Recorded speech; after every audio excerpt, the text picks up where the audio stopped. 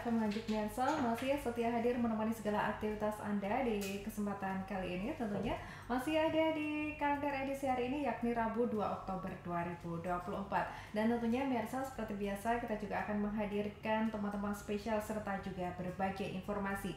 Dan kali ini informasinya datang langsung dari narasumber yang sudah berkesempatan untuk hadir di studio Ersal FM, yakni dari instansi RSD Nganjuk, dan telah hadir di studio di siang hari ini yakni ada Ibu Lulu Sugiyarti. Beliau adalah selaku Komite PPI RSD Nganjuk. Halo, assalamualaikum warahmatullahi wabarakatuh, Bu Lulu. Waalaikumsalam, Mbak Asti. Iya, gimana nih kabarnya Bu Lulu di edisi hari ini? Alhamdulillah sehat, luar biasa tentunya. Oke, dan siap berbagi informasi tentunya ya di siang ini. Oke, pemirsa, bersama dengan Ibu Lulu di kalender edisi hari ini kita akan membahas berkaitan dengan pencegahan penularan cacar monyet. Jadi untuk Anda di edisi hari ini yang ingin bergabung untuk berbincang-bincang bersama kami yang ada di studio, tentunya bersama dengan RSD Nganjuk, silakan saja Anda bisa bergabung melalui chat ataupun mungkin melalui WA kami, dan bisa juga melalui jalur telepon di 0811 30 50 153, atau boleh juga melalui via channel YouTube kita. Anda bisa meninggalkan live chat di kesempatan siang hari ini, karena siaran pada siang hari ini pada kesempatan talkshow kali ini yakni ditayangkan juga secara live streaming di channel YouTube Radio Suara Anjuk Ladang. Baik Bu Lulu, ini mungkin menindaklanjuti dari pertemuan kemarin ya di bulan lalu, masih bersama dengan RSD Nganjuk bersama Dr. Kis tentunya, yang juga membahas berkaitan dengan cacar monyet. Nah, kali ini kita akan membahas lagi berkaitan dengan penularan cacar monyet ini sendiri, yakni lebih kepada pencegahannya. Mungkin bisa dijelaskan terlebih dahulu ini Bu Lulu, sebelum kita melangkah lebih jauh lagi berkaitan dengan cacar monyet ini, mungkin bisa diingatkan dulu ini kepada pemirsa kita, ini penyakit yang seperti apa? Iya, terima kasih Mbak Asti. Baik pendengar setia Radio Suara Anjuk Ladang, kita kembali bersuara dari Rumah Sakit Daerah Nganjuk. Kalau kemarin dari narasumber Dr. Kis selaku dokter spesialis penyakit dalam di RSD Nganjuk, tapi kali ini kita dari Komite PPI akan memberikan sedikit informasi mengenai bagaimana sih untuk mencegah MPOK itu sendiri. Kalau sebelumnya kita sudah terpapar dengan apa yang namanya COVID, pada waktu itu bahkan ada masyarakat yang karena saking takutnya kemana-mana, ke mall, ke ini pakai yang namanya hazmat, yaitu APD sudah tingkat level 3, tertutup semua badannya. Karena saking ketakutannya itu iya, tadi ya? Iya betul. Terus kemudian setelah pandemi COVID datang lagi lah MPOK. Tapi harapan kita MPOK ini nanti tidak sampai terjadi di Kabupaten Nganjuk seperti itu. Iya. Terus kemudian bagaimana sih untuk mencegahnya? Kalau kemarin Dr. Kis sudah sampaikan beberapa tentang tata laksana, mulai dari apa sih itu monkeypox, bagaimana cara penularannya, berapa lama kira-kira penyakit infeksi monkeypox itu menyerang ke tubuh seseorang. Tetapi kita di sini akan jauh lebih ke bagaimana untuk mencegahnya. Iya. Kalau sebelumnya telah disampaikan tata laksana, untuk pencegahannya kita akan detail. Kalau di Rumah Sakit Nganjuk kita punya 3M. Apa itu 3M? Karena memang di di Kabupaten Nganjuk sendiri belum terjadi itu kasus monkeypox, tetapi kita harus tetap waspada, harus tetap siap siaga sewaktu-waktu ada kasus seperti itu. Sebenarnya ada, tidak ada, pencegahan ini bersifat universal, jadi bisa diterapkan di mana saja, kapan saja. M yang pertama yaitu memakai masker. Sebaiknya pada saat kita keluar rumah, apalagi kalau kita mau ke tempat-tempat umum, itu akan lebih baik kalau kita memakai masker. Kenapa? Karena salah satu penularan penyakit itu lewat droplet, yaitu face to face. Kadang kita berbicara dengan lawan bicara, kemudian kena muncratan daripada air liur. Lah ini sangat beresiko terhadap penularan infeksi. Tidak hanya MPOK sebenarnya, tetapi banyak infeksi-infeksi penyakit yang bisa ditularkan lewat droplet. Seperti influenza itu bisa terjadi. Lah, ini akan lebih baik jika seseorang itu kalau ke tempat umum itu menggunakan masker. Lebih-lebih kalau di tempat pelayanan kesehatan, di rumah sakit. Nah ini hendaknya akan lebih baik kalau menggunakan masker. Karena apa? Karena di rumah sakit itu sendiri adalah tempatnya kuman, tempatnya virus. Jadi di situ akan lebih safety kalau kita menggunakan masker. Oke, misalnya saat menjenguk kerabat, saudara gitu ya, diharapkan juga warga masyarakat ini juga menjaga diri sendiri dengan tetap memakai masker saat berkunjung gitu. Lah, pakai masker itu sendiri kita juga tidak boleh sembarangan. Kita pakai masker, tapi cara penggunaannya, cara melepaskannya, itu kalau kita tidak hati-hati, itu juga sebagai sarana untuk penularan penyakit. Jadi masker itu bisa sebagai pelindung, tetapi di satu sisi bisa jadi sebagai sarana untuk penularan penyakit. Maka dari itu bagaimana sih menggunakan masker yang betul? Masker itu digunakan jangan sampai kita memegang bagian depan. Jadi kita pegang bagian talinya, kemudian kita pasang, pastikan di bagian hidung ini ada pengait. Jadi kita pasang supaya hidung ini betul-betul rapat, jangan sampai ada udara yang masuk. Kemudian bagaimana melepasnya? Kalau di rumah sakit itu kan ada yang namanya sampah infeksius ya, yang warnanya kuning, bisa dibuang di situ untuk maskernya. Tetapi bagaimana kalau di tempat umum? Kadang-kadang pas kita di jalan temu masker tergeletak sembarangan. Nah ini juga bahaya. Takutnya nanti yang pakai masker itu terinfeksi penyakit apa yang kita tidak tahu, seperti itu. Buangnya harus, kalau di katakanlah di rumah tidak ada sampah kuning, bagaimana? Harus dibungkus minimal pakai kresek lah, biar tertutup baru kita buang, sehingga tidak menularkan kepada lingkungan. Lingkungan itu ya bisa di keluarga ataupun lingkungan di mana kita berada. Itu yang pertama adalah masker. Yang kedua, kita harus melakukan cuci tangan. Nah, kapan kita melakukan cuci tangan? Mungkin kalau di masyarakat umum berbeda kalau kita di rumah sakit. Kalau di rumah sakit kan memang ada namanya 5 momen cuci tangan. Tetapi di masyarakat umum ini jauh lebih penting juga cuci tangan ini bisa dilakukan untuk mencegah penularan penyakit. Karena apa? Cuci tangan ini sebenarnya murah, kemudian manfaatnya ini sangat banyak sekali. Dari cuci tangan itu kita bisa mengurangi penularan daripada penyakit, memutus rantai infeksi seperti itu. Akan tetapi cuci tangan itu juga tidak sembarangan. Nah, bagaimana cuci tangan yang betul? Cuci tangan yang betul itu kita ada 6 langkah cuci tangan. Kalau di rumah sakit Nganjuk kita singkat atau ada jargonnya yaitu tepung sujiku. Yang pertama adalah telapak tangan, kita berikan zat aktif, bisa hand rub atau cuci tangan dengan air mengalir dan sabun seperti itu. Kemudian punggung, nah ini digosok-gosok kira-kira hitungan sampai 4 atau 5, punggung tangan bergantian. Setelah itu ujung jari dikaitkan. Kalau ini kita lakukan sesuai urutan dengan benar, insya Allah nanti kuman-kuman yang melekat di sela-sela jari ini akan luruh. Kemudian ujung jari dikaitkan seperti ini. Kemudian ada ibu jari. Ibu jari diputar bergantian. Terakhir ujung kuku. Ini harapannya dengan gerakan yang 6 langkah seperti ini, kuman-kuman yang menempel di jari atau di sela-sela jari itu bisa luruh, bisa mati. Iya. Terus kita cuci tangannya pakai apa? Tentunya tidak mungkin kalau pakai air mengalir saja bisa mati. Bisa pakai sabun. Sabunnya apa saja sih? Kita tidak harus pakai merek ini. Pakai sabun cair boleh, pakai sabun batang boleh.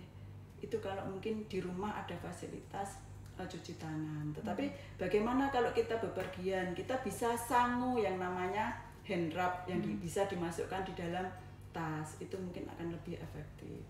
Sebenarnya untuk cuci tangan ini sendiri kita tidak harus lakukan pada saat kita besuk di rumah sakit atau sedang apa di rumah sakit, enggak, tetapi bisa dilakukan sehari-hari pada saat kita di rumah. Jadi kita mulai sekarang harus merubah mindset bagaimana dengan cuci tangan 6 langkah ini bisa dilakukan di rumah. Jadi dibiasakan gitu. Kalau dulu waktu zamannya COVID itu kan setiap rumah harus ada air, harus ada sabun di depan rumah. Nah itu sebenarnya walaupun sudah tidak pandemi itu tetap diteruskan tidak apa-apa, karena itu sudah kita membuat budaya bersih, sehat seperti itu. Jadi tetap dilanjutkan apa yang sudah membudaya, yang banyak manfaatnya, yaitu cuci tangan. Yang ketiga yaitu kita menjaga jarak. Artinya apa? Karena kita tahu kemarin Dokter Kes sampaikan bahwa penularan daripada Mpox itu sendiri adalah dengan kontak erat. Berarti bagaimana kita bisa menjaga jarak dengan orang-orang di sekitar kita yang kita curiga seseorang ini terinfeksi. Apakah kita harus curiga infeksi Mpox? Enggak. Begitu ada tanda-tanda panas, kemudian kadang kalau panas, pusing, nyeri, sakit kepala, ini hampir mayoritas sakit infeksi itu dirasakan. Tetapi khusus untuk Mpox, cacar monyet, itu ada ya semacam pustula yang awalnya itu berisi air, kemudian berubah menjadi nanah, dan akhirnya mengering dan mengelupas. Itu adalah suatu prosesnya. Nah, seperti itu sampai bersih baru istilahnya bisa dikatakan sembuh. Waktu itu membutuhkan sekitar 2-4 minggu ya. Ada teori yang seperti itu. Tapi itu kembali kepada imunitas atau kekebalan tubuh kita. Baik, karena kondisi setiap orang juga berbeda-beda ya Bu. Baik, Mbak Dicin, kita angkat dulu yang ingin bergabung di siang hari ini ya. Halo, selamat siang. Iya. Iya Ibu. Warahmatullahi wabarakatuh Mbak Ati. Waalaikumsalam warahmatullahi wabarakatuh. Iya, perkenalkan kami Susi dari Nganjuk Kota. Iya, ya ini tadi sudah kudengarkan semua petunjukku dokter.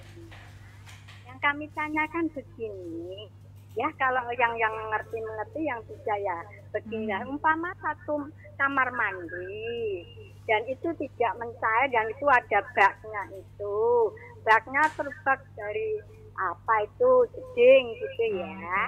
Nah itu kan kalau mandi kan masih airnya. Nah itu untuk yang mandi kedua atau ketiga atau keempat harus dijoki terus air.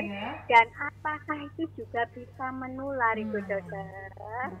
Ya, apa pencegahannya? Kalau memang ya keadaan begitu, itu yang harus dipaksakan pencegahannya itu bagaimana? Ya, begitu. Semoga seluruh masyarakat Nganjuk Kotaku sehat-sehat selalu, ditonton dokter yang memulai pencerahan, semoga dilaksanakan. Begitu. Selamat bertugas. Assalamualaikum. Waalaikumsalam warahmatullahi wabarakatuh. Terima kasih untuk Ibu Sut yang ada di kawasan Nganjuk Kota. Ini pertanyaannya cukup menarik ya dan juga bagus ini dari Ibu Sut di Nganjuk Kota berkaitan dengan kondisi kamar mandi ini Bu Lulu. Biasanya kan dalam satu rumah tentunya ada satu kamar mandi yang dipakai bergantian. Nah, apabila air tersebut memang dipakai bergantian dalam artian kamar mandinya ini kondisinya seperti ini, apakah ada potensi penularan atau seperti apa? Iya, baik, terima kasih. Terima kasih Bu Sut atas pertanyaannya. Pertanyaan yang luar biasa dari Bu Sut. Baik, kembali kepada tata laksana untuk Mpox itu sendiri, bahwa penularan daripada Mpox itu adalah melalui kontak erat. Kontak erat dengan penderita yang terinfeksi Mpox. Diupayakan, jadi diupayakan untuk katakanlah ada satu rumah yang terinfeksi dari Mpox, kebetulan gejalanya tidak terlalu berat sehingga bisa diisolasi di rumah itu sendiri. Jadi sebelumnya perlu saya sampaikan ya bahwa Mpox ini kalau kondisinya itu tidak terlalu berat, kondisi keluhan ringan itu bisa diisolasi di rumah, tetapi tetap dalam pantauan puskesmas setempat. Karena apa? Karena kasus Mpox ini harus terdeteksi, dievaluasi dan harus dilaporkan seperti itu. Tetapi bagaimana kalau gejala itu sudah berat, itu harus ke rumah sakit, butuh pertolongan, mungkin dibutuhkan oksigen atau apalah sesuai kondisi pasien. Kembali ke pertanyaan Ibu Sut tadi, Kalau misalnya dalam satu rumah itu ada yang terinfeksi, maka diupayakan untuk kamarnya itu juga sendiri, kemudian handuk, peralatan makan, apapun yang digunakan pasien itu sendiri. Harapannya itu untuk mengurangi daripada penularan, termasuk di situ adalah kamar mandi.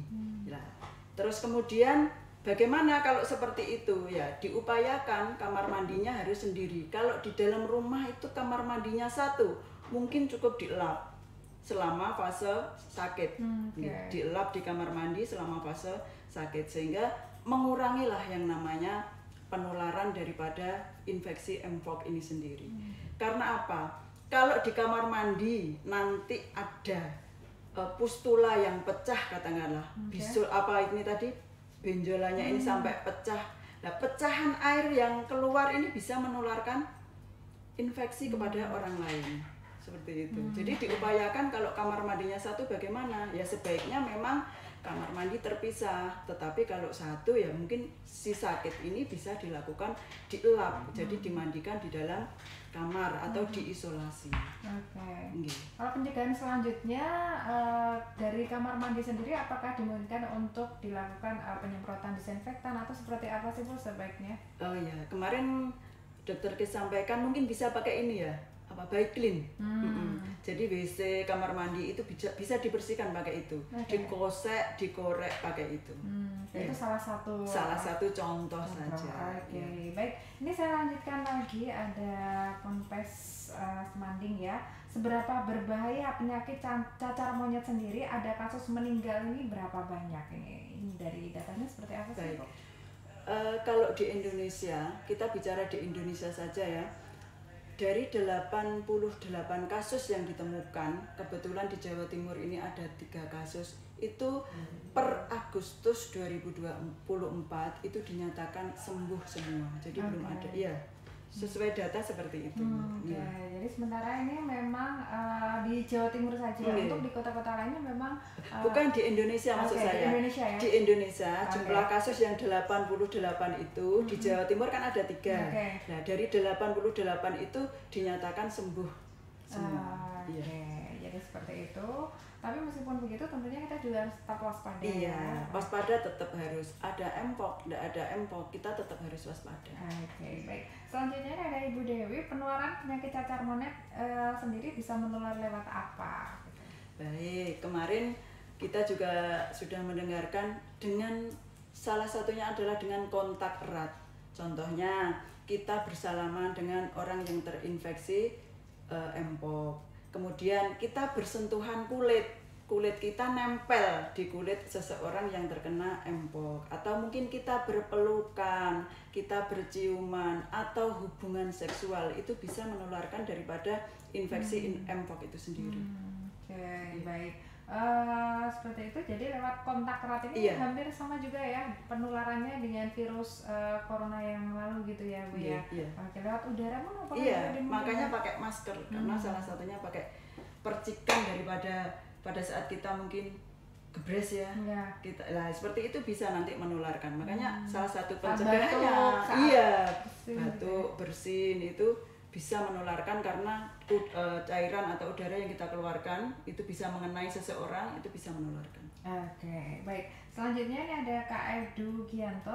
Cuci tangan ini apakah harus 6 langkah? Apakah jika pakai sabun saja ini bisa mati untuk kumannya ya? Cuci langkah itu cuci tangan itu memang lebih efektif, lebih baik dengan 6 langkah. Lah, apakah kalau pakai sabun saja bisa mati? Minimal mengurangi kuman-kuman yang nempel di tangan. Seperti itu. Jadi 6 langkah tersebut memang harus dilakukan dan memang untuk mengurangi kuman-kuman tersebut banyak yang mati ketimbang nggak pakai sabun gitu ya Bu ya. Mengurangi, sangat berkurang sekali kumannya kalau pakai. Karena di sabun itu ada zat aktifnya. Jadi memang sebaiknya ini harus menggunakan sabun gitu ya. Baik, di kesempatan hari ini tentunya untuk Anda pemirsa masih bersama dengan instansi dari RSD Nganjuk berbicara mengenai pencegahan penularan cacar monyet sendiri. Baik, dari segi makanan sendiri Bu Lulu. Nah, ini apa saja sih Bu yang bisa dilakukan ini terkait dengan pencegahan dari penyakit cacar monyet ini?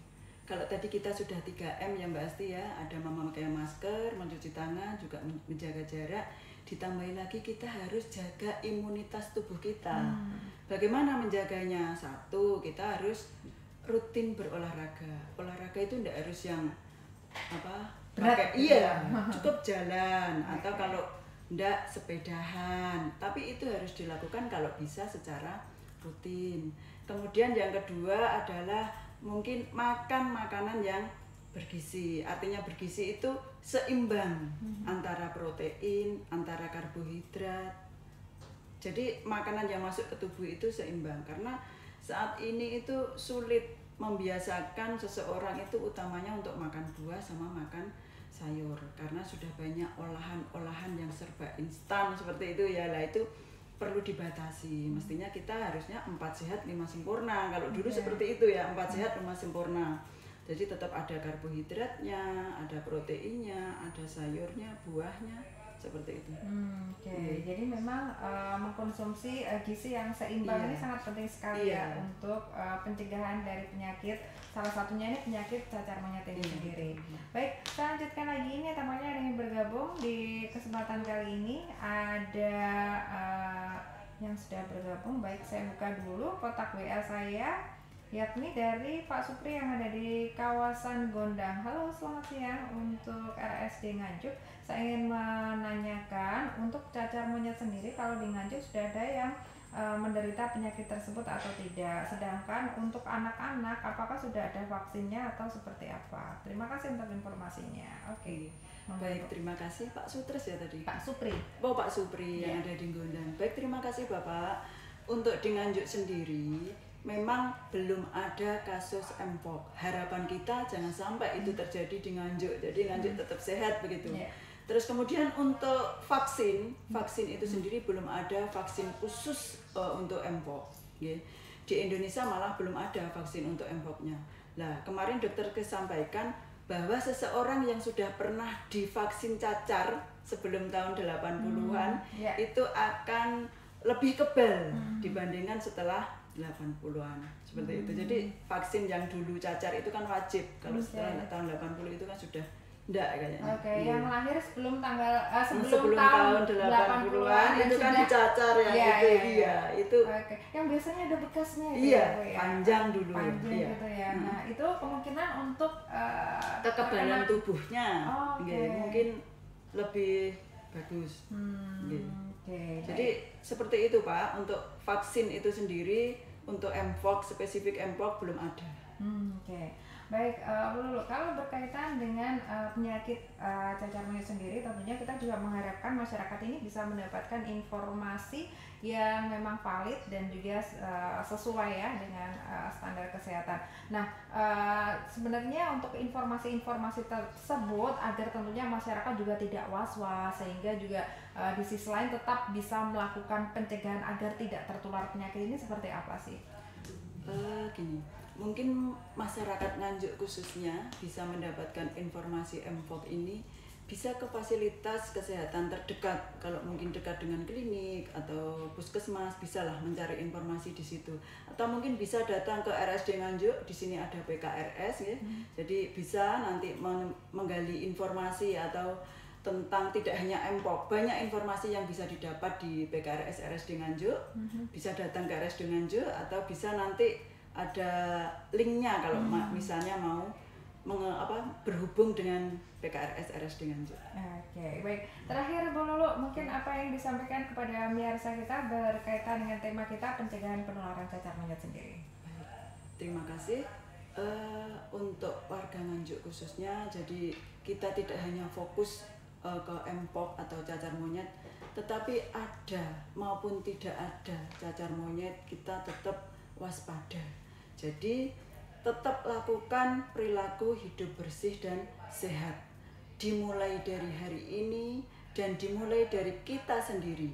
Dari hal yang mudah, contohnya tadi cuci tangan, kemudian pakai masker kalau mau ke tempat umum, atau kita menjaga jarak. Jangan lupa untuk peningkatan imun melalui yang mungkin olahraga, kemudian gizi seimbang, juga jangan merokok sebaiknya. Jadi biar tubuh kita itu benar-benar imunitasnya kuat seperti itu.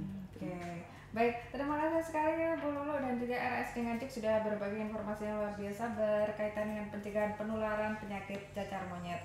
Dan juga pemirsa, semoga saja apa yang kita hadirkan di kesempatan siang hari ini bisa menambah semangat serta manfaat dan juga inspirasi untuk Anda melaksanakan berbagai aktivitas. Saya Asih bersama dengan Ibu Lulu dari RSD Nganjuk mohon pamit undur diri dulu. Terima kasih atas kebersamaannya. Wassalamualaikum warahmatullahi wabarakatuh. Sampai jumpa.